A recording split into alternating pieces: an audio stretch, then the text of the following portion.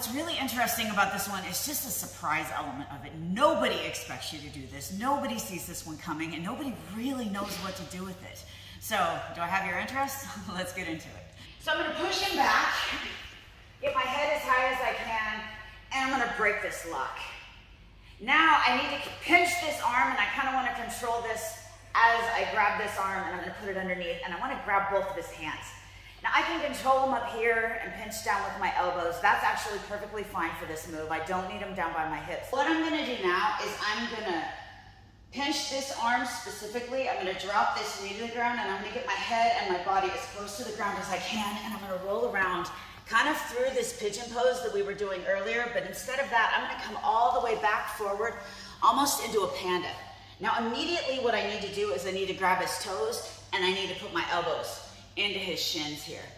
I'm gonna have my feet on the mat here, and I'm really strong. So even if he tries to get a hold of me now and tries to pull me back, it's gonna be really hard for him. I've broken the chest to back connection. He has no head control and he has no seatbelt. So remember, I kind of already won, we're already out. So just to escape this position, what I'm gonna do is I'm gonna come back through my pigeon. I'm gonna keep holding onto his feet, and I'm gonna come here. Now, it may seem like this is really weird, but look, he can't get up right now because I've got his feet. So my options here first is just to stand up. I'm just gonna get my feet up and turn back into him. So escaping is good, but let's put some offense on this. Come in, do the same break, make sure I'm nice and low, coming around into my panda here. I've got the toes pulled back into me, my elbows are inside. Now I'm gonna do something pretty similar to what we did from the seated position before.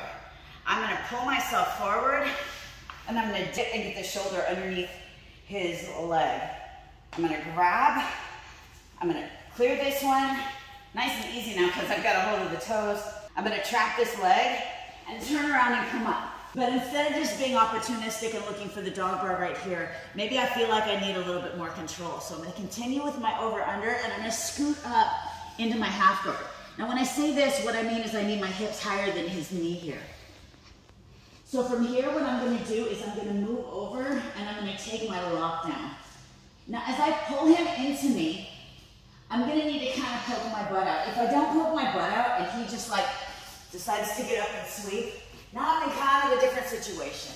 So as he turns over, I'm gonna kind of poke my butt out in a little kickstand. So if he tries to sit up now and sweep me, there's no sweep there. So when I do this quickly, what I'm gonna do is create just enough space to slide this arm under. And now I'm gonna kind of S-grip right on the top of his butt. If you have longer arms, the gable grip is okay. The most important thing though is that I control this hip line here. So I'm gonna control the hips, and I'm gonna squeeze my knees together.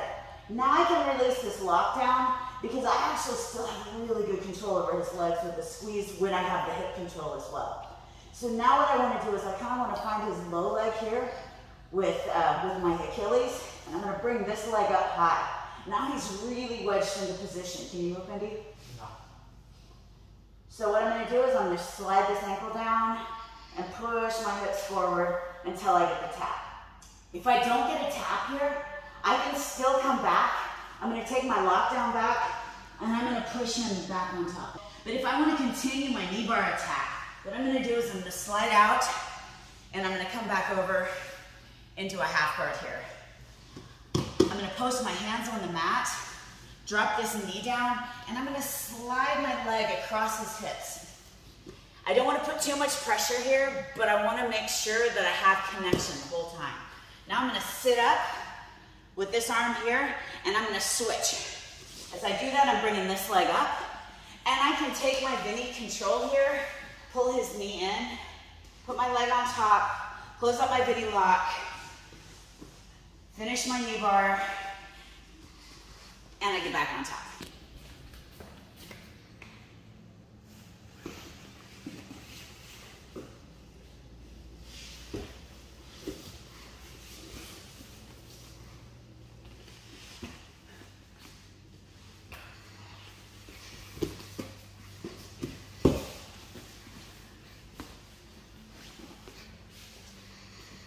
This is just a sample of some of the stuff that we're teaching on our Go-Go Grappling, we always have free content on our Instagram and a lot more great videos here for you on YouTube.